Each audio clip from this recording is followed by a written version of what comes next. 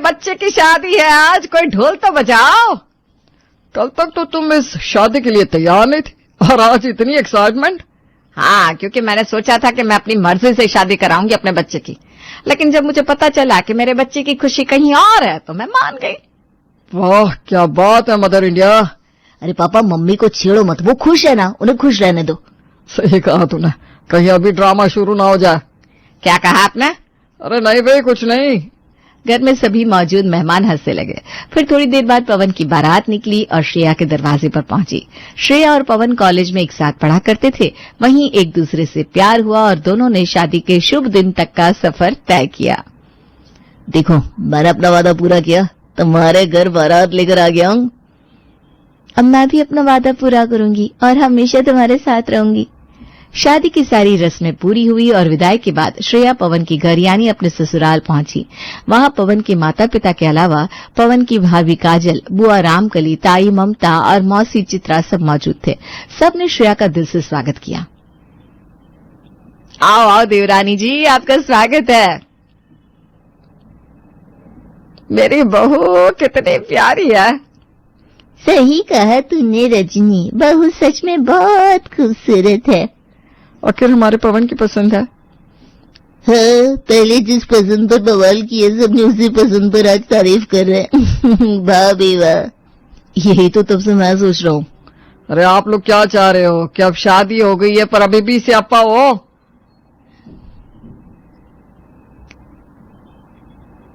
अरे नहीं नहीं, हमारा वो मतलब नहीं था। सब लोग अपनी अपनी बात बोल रहे थे और श्रेया को ऐसा लग रहा था जैसे वो किसी टीवी सीरियल के सेट पर आ गई हो। सास, भाभी, बुआ, मासी, ताई सब वहां मौजूद थे। तभी श्रेया ने धीरे से पवन के कान में कहा, मुझे तो बहुत टेंशन हो रही थी सब लोग कैसे रिएक्ट करेंगे, लेकिन मुझे बहुत खुशी है कि तुम्हारा इतना बड़ा परिवार है और सब लोग मेरे आने से बहुत खुश भी हैं। अरे परेशान क्यों हो रही हो?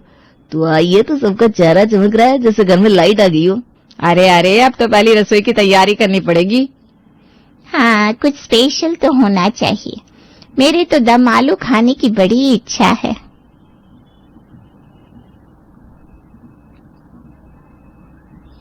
मैं तो कहती हूँ पिज्जा बनाओ, मॉडर्न बहू है, कुछ हटके होना चाहिए। पिज्जा पिज्जा छोड़ो, खीर बना लो बहू, मीठा खाकर सबके मुंह मीठे हो जाएंगे।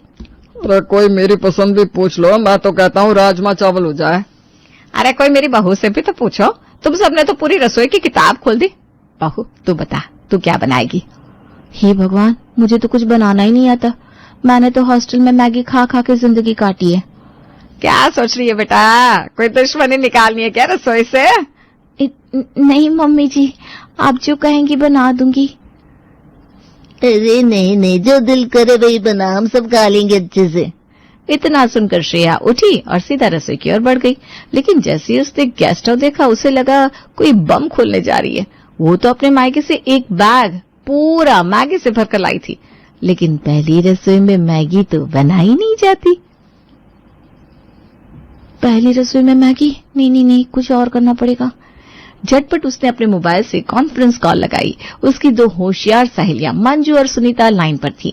उसने उन्हें पूरी बात बताई। अब आया और पहाड़ के नीचे। तेरी बैग में तो सिर्फ मैगी थी ना, अब क्या करेगी महारानी? सीरियस हो जाओ ना यार, कुछ तो बताओ। मैं कुछ बना ही नहीं सकती, मेरी पहली रसोई है। बना ले मैगी और बोल देना इटालियन स्नैक्स है। या फिर सबको बोल दे तेरा फास्ट चल रहा है। चुप रहो, मदद चाहिए, मजाक नहीं। लेकिन वो दोनों तो मजे लेने के मूड में थी। उसने फोन काट दिया। उसे समझ में नहीं आ रहा था, इसलिए वो बहाने से बाहर निकली।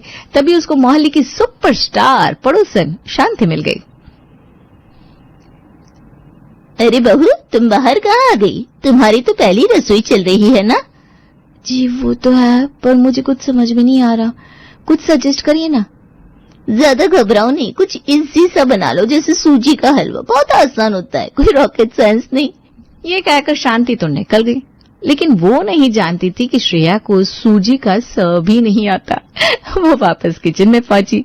अब वो वहां ऐसे खड़ी थी जैसा कोई भूत या हवेली में अकेली आ गई हो। मैगी बना दूं? नहीं नहीं नहीं, इससे तो मेरी इज्जत की मिट्टी पलीत हो जाएगी। हे भगवान, क्या करूं मैं? श्रेया रसोई में अकेली खड़ी थी। सामने सिलेंडर, गैस, बर्तन, सब्जियां, तेल, मसाले और पीछे से आती तमाम सलाहें।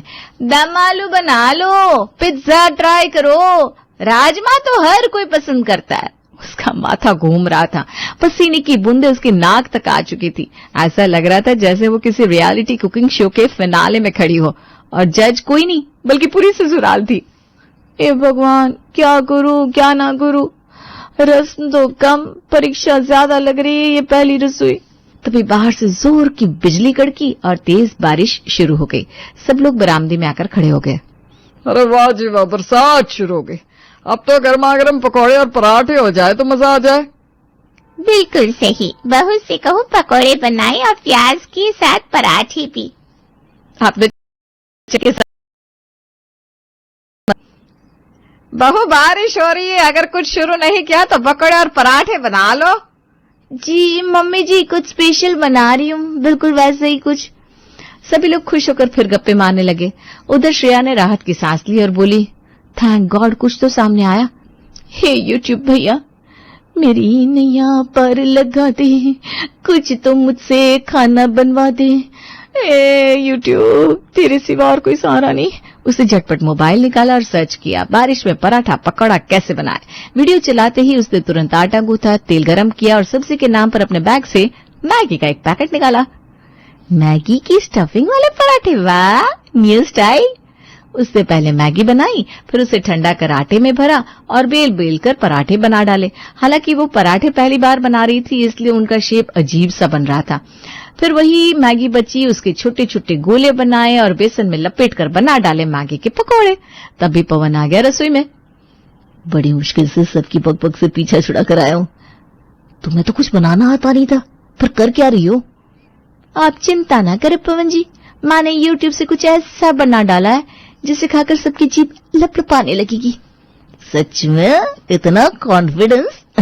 ठीक है, चलो जल्दी लेकर आ। कुछ ही देर बाद श्रेया बड़े स्टाइल से थाल लेकर आई, जिसमें भाप उठते पराठे और कुरकुरे पकौड़े थे।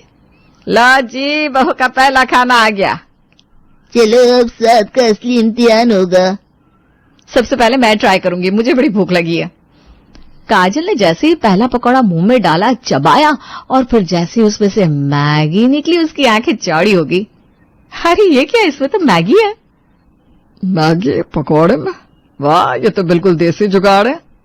हाय राम, अब पकोड़े में भी बच्चों वाला खाना भर दिया बहू ने। हमें लगा था पनीर के पकोड़े होंगे।